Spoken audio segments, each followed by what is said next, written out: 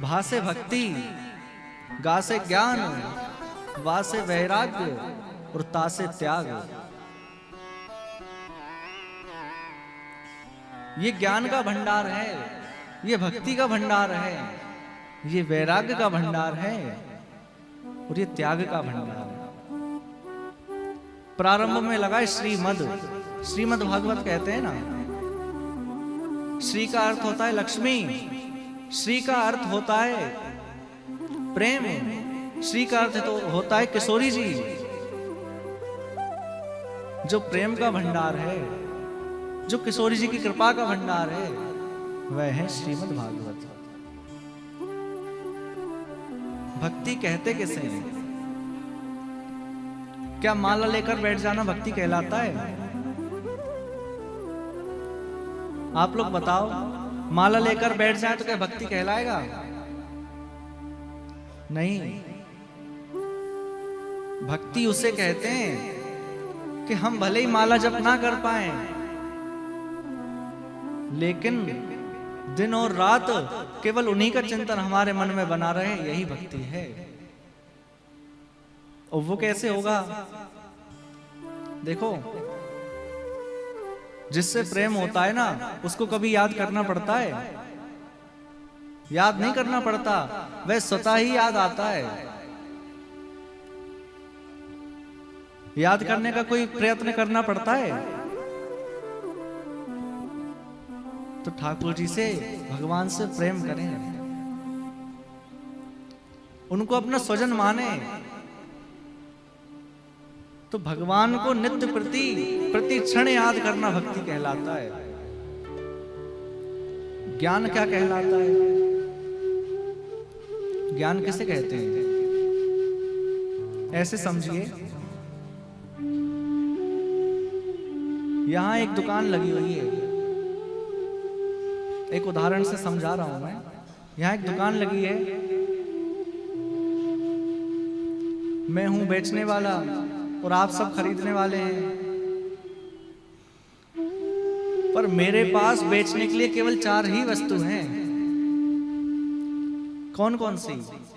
पहला भक्ति, दूसरा ज्ञान, तीसरा वैराग्य और चौथा त्याग।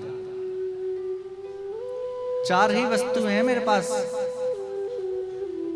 अब मैं कहूं कि भक्ति ले लो, तो आप कहें कि भक्ति ले लेंगे, फिर घर बार कौन संभालेगा? अरे हम दिन रात भक्ति में ही लगे रहेंगे तो घर भी तो कोई देखना चाहिए ना। भक्ति नहीं ले सकते तो ज्ञान ले लो। आप कहेंगे महाराज जी ज्ञान तो हमारे पास ही इतना है, आप हमसे ले लो। आज के समय में किसके पास ज्ञान की कमी है? सब स्वयं में ज्ञानवान है।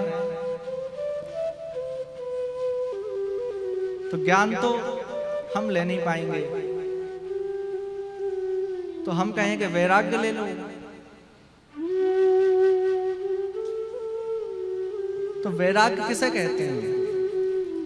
कल भी मैंने कहा था कि घर परिवार छोड़ना वैराग्य नहीं कहलाता। घर परिवार को छोड़ देना वैराग्य नहीं कहते, बुरे कर्मों को छोड़ देना वैराग्य कहते हैं। घर परिवार के प्रति आसक्ति को छोड़ देना वैराग्य कहते हैं। तो आप कहेंगे कि अभी तो हमें घर परिवार चलाना है, इनको छोड़ देंगे तो काम कैसे चलेगा? अरे अभी बच्चे भी छोटे हैं, उनको भी देखना है। वैराग्य भी नहीं ले सकते, तो भक्ति नहीं ले सकते, ज्ञान नहीं ले सकते, वैराग्य नहीं ले सकते, तो फिर मेरे पास केवल एक ही वस्तु है देने के लिए। क्या? कौन सी? त्याग। त्याग किसका करना है हमें? त्याग करना किसका है? मैं आपसे बार बार एक बात कह रहा हूं कि घर परिवार नहीं छोड़ना है। अरे हम इतने पक्के नहीं है कि वन में जाकर भजन कर लें। तो घर परिवार नहीं छोड़ना है, सुख भी नहीं छोड़ना है, फिर क्या छोड़ना है? तो तो केवल एक ही वस्तु छोड़नी है जो भगवान से दूर है ना, जो हरि से विमुख हैं, ऐसे लोगों का संग हमें छोड़ देना है। जैसे आपको लगता है कि हमारा पड़ोसी हमें भजन करने में बाधा बनता है, तो आप उसका त्याग कर दो। मैं केवल इतना कह रहा हूं कि जो आपको भगवान से दूर करे, आप उसका त्याग कर दो। ऐसा करने से आप में भक्ति भी आ जाएगी, ज्ञान भी आ जाएगा और वैराग्य भी आ जाएगा। केवल बुरे लोगों का त्याग करना है, केवल बुरे लोगों का ही त्याग करना है। हमारे ब्रज में गाते हैं, सूरदास जी का पद है, तजोरे मना हरि विमुख को संग, तजोरे मना हरि विमुख को संग, तजोरे मना हरि विमुख को संग, तजोरे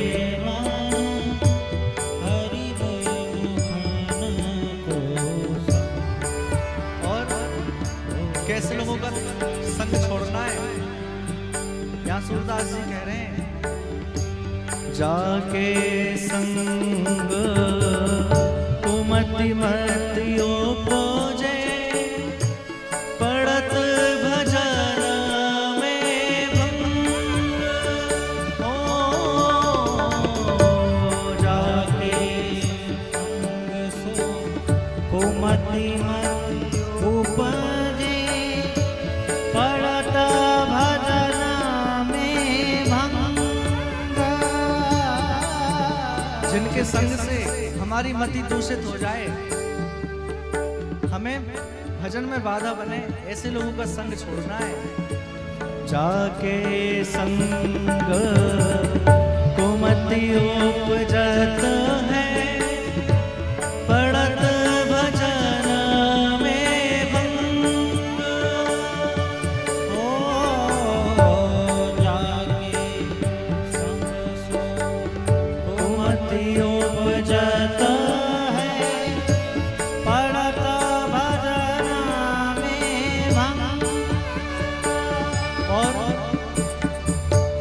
कहा होत पे पान कराए, कहा होत पे पान कराए, कहा होत पे पान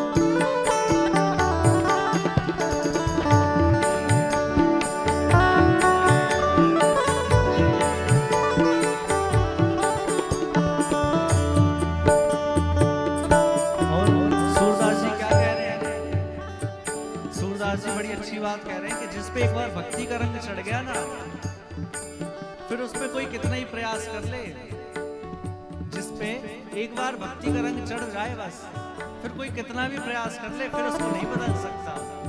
क्या कह रहे हैं? सूरदास का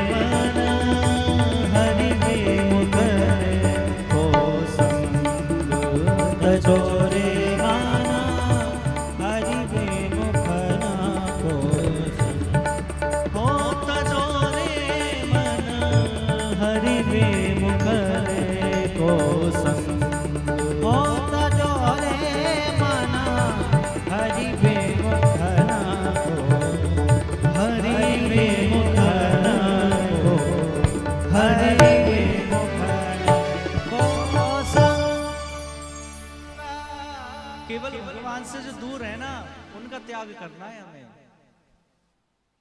हरि विमुख जनों का त्याग कर दें। और ये जो भक्ति है ना, भगवान की भक्ति, इसमें बहुत ताकत है भैया। क्योंकि एक बात कहूं, भक्ति में ताकत होती है दुनिया को झुकाने की। भक्ति में ताकत होती है दुनिया को झुकाने की, वरना क्या जरूरत थी मेरे राम को झूठे बेर खाने की। केवल भक्ति की वजह से ही तो खाए ना। सबरी मैया भक्ति करती हैं, दिन रात प्रतीक्षा करती हैं कि हमारे राम कब आएंगे। तो केवल भक्ति ही तो है। और ये भक्ति बड़ी अद्भुत वस्तु है भैया।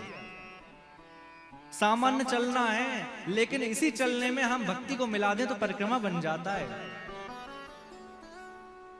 सामान्य देखना है, सामान्य देखना है कहीं भी, लेकिन उस देखने में हम भक्ति को मिला दें तो दर्शन कहलाता है। सामान्य जल है, लेकिन उस जल में हम भक्ति मिला दें तो वह चरणामृत बन जाता है। सामान्य बातचीत है, लेकिन इसी बातचीत में हम भक्ति को मिला दें तो ये कथा सत्संग बन जाती है। बड़ी अद्भुत है भक्ति। तो ये बड़ी दिव्य श्रीमद् भागवत हम लोग सुन रहे हैं। हम लोगों ने कल श्रीमद् भागवत का महात्म सुना और मंगलाचरण में प्रवेश किया है। व्यास जी क्या कह रहे हैं? सत्यम परम धीमहि। व्यास जी सत्य की वंदना कर रहे हैं। और श्रीमद् भागवत में 3 जगह सत्य की वंदना की है। एक तो यहां प्रारंभ में सत्यम परम धीमहि, एक मध्य में सत्यात्मकम त्वाम शरणम प्रपन्ना, और एक अंतिम में भी सत्यम परम धीमहि। सत्य की वंदना की है। क्यों? अरे सत्य की वंदना क्यों की है? या तो लिख देते कृष्णम परम धीमहि, या रामम परम धीमहि, या शिवम परम धीमहि। सत्य क्यों लिखा है? क्योंकि यहां यदि व्यास जी लिख देते कृष्णम परम धीमहि, तो केवल और केवल श्री कृष्ण के ही भक्त इससे जुड़ते। जो राम जी के भक्त हैं वो सोचते कि हमारा तो उसमें कोई वो ही नहीं है, हमारा अधिकार नहीं है, वो तो कृष्ण के भक्तों के लिए है। अगर रामम परम धीमहि लिख देते तो राम जी के भक्त सोचते हमारा ग्रंथ है। लेकिन ये ग्रंथ किसका है? किसी देवी देवता का विशेष नहीं है, ये सत्य का ग्रंथ है। सत्यम परम धीमहि।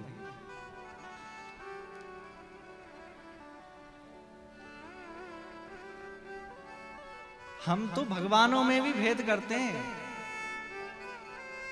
हम लोगों ने अपने अपने भगवान बांट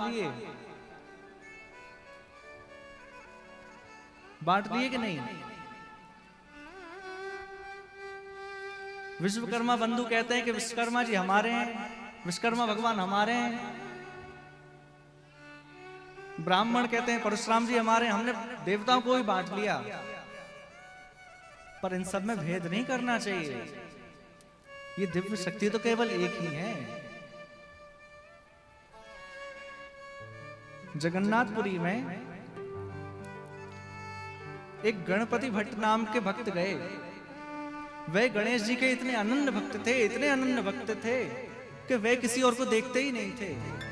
सोचते थे मैं किसी और को देखूंगा तो मेरी अनन्यता नष्ट हो जाएगी। किसी को नहीं देखते थे, केवल गणेश जी का ही दर्शन करते थे।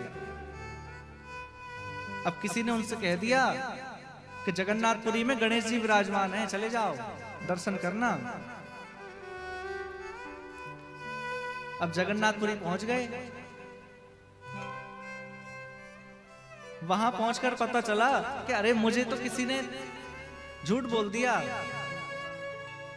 यहां तो श्री कृष्ण जगन्नाथ रूप में बैठे हैं, गणेश जी नहीं है यहां।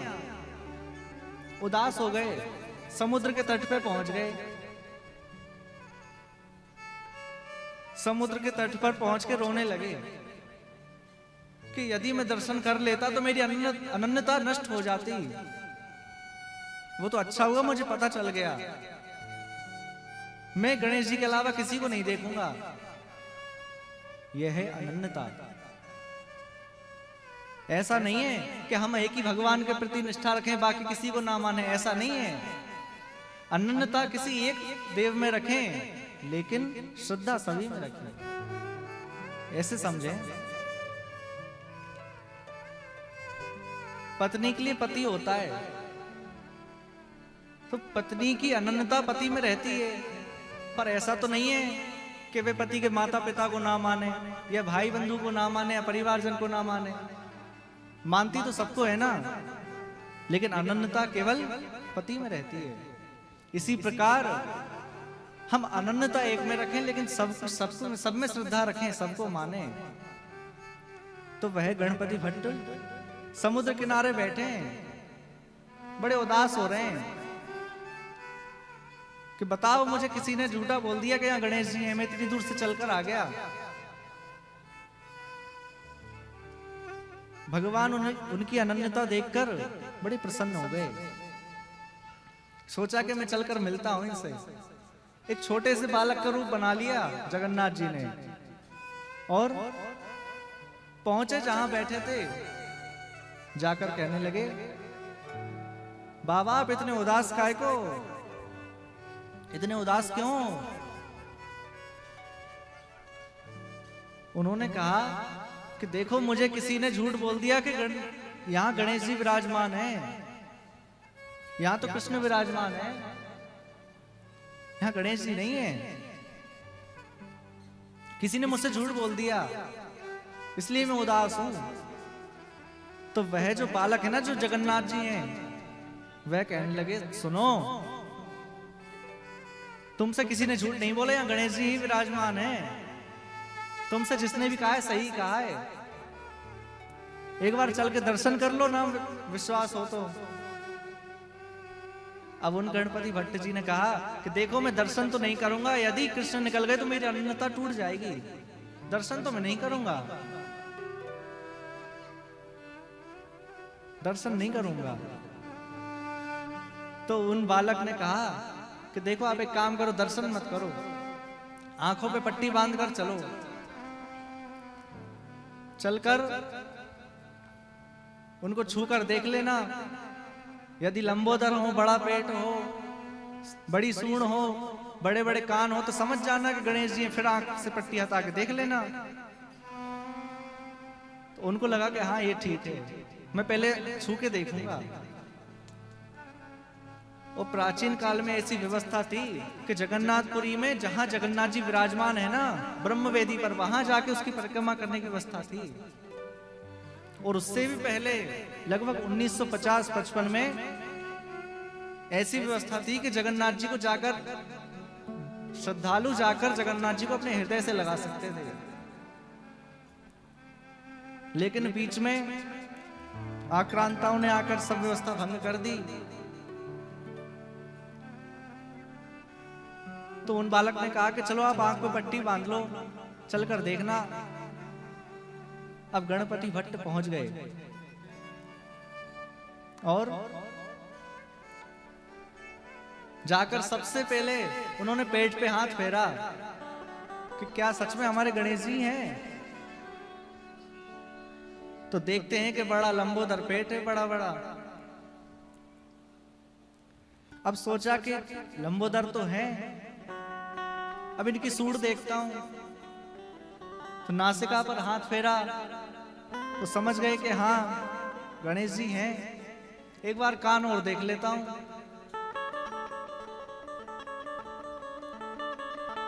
तो कानों पर हाथ फेरा तो बड़े बड़े कान। सच्ची घटना है जगन्नाथपुरी की। हाथ फेरा तो बड़े बड़े कान। समझ गए कि हमारे गणेश जी हैं, जिसने भेजा था सही बोलकर भेजा था, गणेश जी हैं हमारे। पट्टी हटा ली और पट्टी हटाकर देखा तो सामने जगन्नाथ जी हाथ ऐसे करे खड़े हैं। रोने लगे, अरे मेरी अनन्यता टूट गई,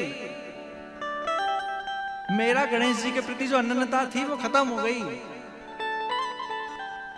ये छलिया है, छलिया, ये अपनी गोपियों को रोता हुआ छोड़ के चले गए, मेरे साथ क्या रहेंगे ये, मेरी अनन्यता टूट गई। अब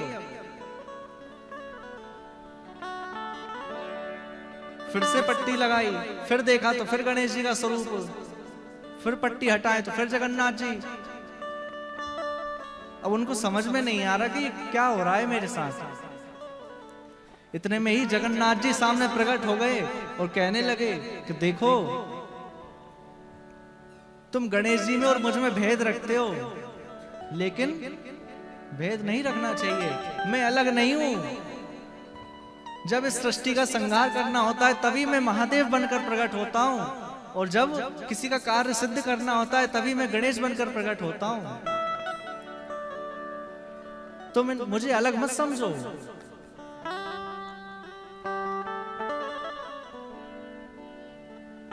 हमको भी ऐसे ही रहना चाहिए, हमको भेद बुद्धि नहीं रखनी चाहिए। इसलिए यहां व्यास जी ने लिखा है सत्यम परम धीमहि, सत्य की वंदना किए। क्या लिखा है मंगलाचरण में? जन्माद्यस्य तोन्वयादितरतः चारथे सविज्ञस्वराट् तेने ब्रह्म हृदयादि कवये मुह्यन्ति यत् सूरया तेजो वारिमृदां यथा विनिमयो यत्र त्रिसर्गो मृषा धाम्ना स्वेन सदा निरस्तकुहकं सत्यं परं धीमहि। सत्यम परम धीमहि। जन्माद्यस्य तोन्वयादितरतः, जो जन्म के, पालन के, संहार के जो आदि हैं, जिनके कारण से ये सब चल रहा है,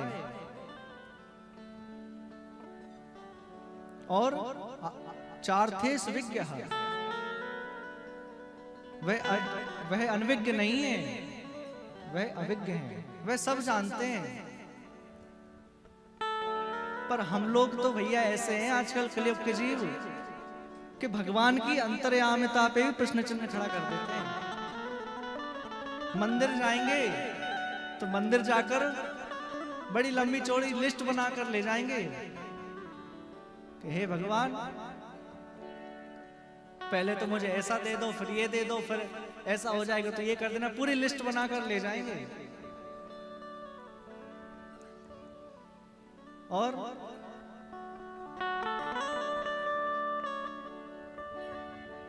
जलाएंगे 10 रुपए की अगरबत्ती, आरती उतारेंगे और कहेंगे सुख संपत्ति घर आवे और कष्ट मिटे तन का। सुख भी मांग ली, संपत्ति भी मांग ली, अरे शरीर का कष्ट मिट जाए। भगवान भी कहते हैं अच्छा मैं ही मिलाऊं तुम्हें।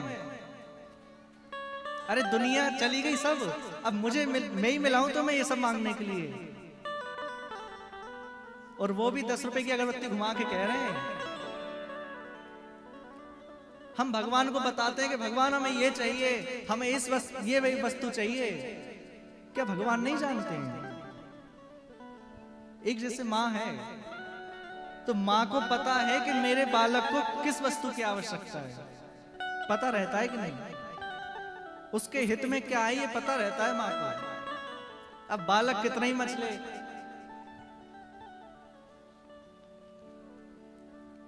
अब बालक मचले कि मैया मैं तो छत पे जा रहा हूं, छत पे खेलूंगा, छोटा बालक है। तो मैया उसके पीछे पीछे जाएगी, उसको देखेगी कि कहीं ऐसा ना हो कि खेलते खेलते किनारे पर पहुंच जाए। देखती है ना, मैया को पता है कि मेरे बालक को किस वस्तु की आवश्यकता है। तो जब भैया इस जगत की माँ को पता रहता है तो क्या परमात्मा को नहीं पता रहेगा?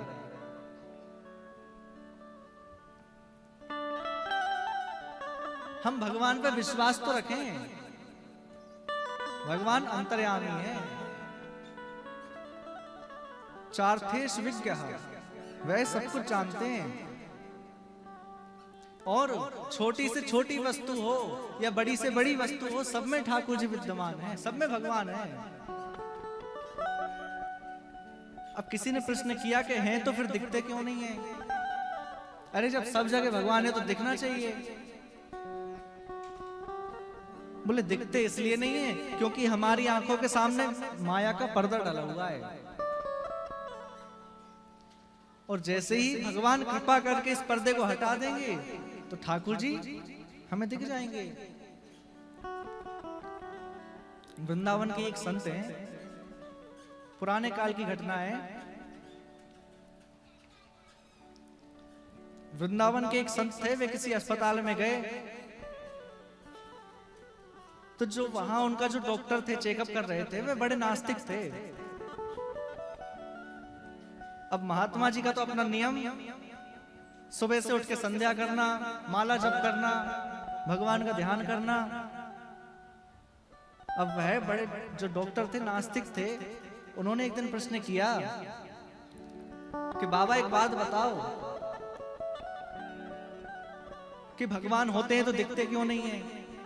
अब नास्तिक है, नास्तिकों की बुद्धि है, पूछ लिया भगवान होते हैं तो दिखते क्यों नहीं है? तो उन संत ने सोचा कि इसको क्या बताऊं मैं, एक प्रयोग करके बताऊंगा, ऐसे नहीं बताऊंगा। उन्होंने कहा कि सही समय आने पे बताऊंगा, मैं अभी जाऊं। अब हॉस्पिटल में एडमिट थे तो कुछ जांचों के लिए उनका सैंपल लिया गया, ब्लड सैंपल लेते हैं ना, तो सैंपल लिया और कुछ समय बाद रिपोर्ट आई तो डॉक्टर ने कहा कि देखो आपके रक्त में जो है कीटाणु है, बैक्टीरिया है, आपको इन्फेक्शन है। तो उन महात्मा ने कहा कि देखो मुझे ऐसे नहीं दिखेगा, तुम मुझे मेरे रक्त में कीटाणु दिखाओ। अरे मेरे रक्त में कीटाणु है तो दिखाओ।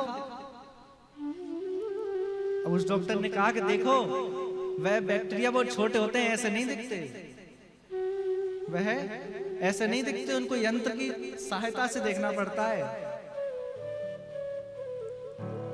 तो उन महात्मा ने कहा कि देखो तुम्हारी बात का जवाब तुम्हें ही मिल गया, जब एक छोटा सा कीटाणु बिना यंत्र की सहायता से नहीं दिख सकता, तो भैया इतना बड़ा परमात्मा बिना मंत्र की सहायता से कैसे दिख जाएगा? उनको देखने के लिए हमें मंत्र की आवश्यकता चाहिए।